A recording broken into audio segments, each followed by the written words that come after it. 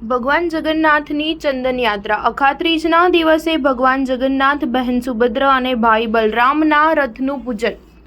7 જુલાઈએ 147મી રથયાત્રા। અષાઢી સુદ બીજના દિવસે ભગવાન જગન્નાથ નગરચર્યાએ નીકળતા હોય છે। અમદાવાદમાં ભગવાન જગન્નાથની 147મી રથયાત્રા 7 જુલાઈના રોજ યોજાવાની છે।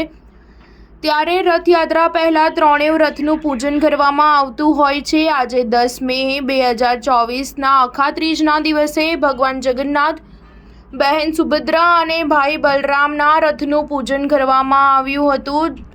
જમાલપુર જગન્નાથ મંદિરના મહંત દિલીપદાસજી મહારાજ, ટ્રસ્ટી મહેન્દ્ર ઝા અને મેયર પ્રતિભા જૈન, શહેર ભાજપ પ્રમુખ અમિત શાહ સહિત સરસપુર મંદિરના ટ્રસ્ટીઓ અને મહંતોની હાજરીમાં રથનું પૂજન કરવામાં આવ્યું હતું। જમાલપુર જગન્નાથ મંદિરના મહંત દિલીપદાસજી મહારાજે કહ્યું હતું કે આજથી રથયાત્રાની વિધિની શરૂઆત થાય છે। આજે અખાત્રીજનો દિવસ એટલે કે અક્ષય તૃતીયાના દિવસથી ત્રણેય રથની પૂજન કરવામાં આવતું હોય છે।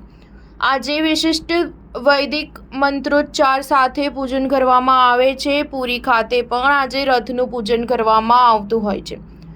તેમ અમદાવાદ ખાતે નીકળનારી રથયાત્રામાં ત્રણેય રથનું પૂજન આજે કરવામાં આવે છે। આજે ત્રણેય રથનું પૂજન વિશિષ્ટ મંત્રોચ્ચાર સાથે કરવામાં આવ્યું હતું। સંતો, મહંતો અને શ્રદ્ધાળુઓની હાજરીમાં પૂજન વિધિ સંપૂર્ણ કરવામાં આવી હતી। ભગવાનની ચંદન યાત્રા પણ આજે થઈ હતી। હવે 108 કળશમાં જળ ભરીને ભગવાનને લાવવાની જળયાત્રા છે પણ યોજાશે। સ્ટાર ન્યૂઝ 7 હંમેશા સચ્ચાઈની સાથે।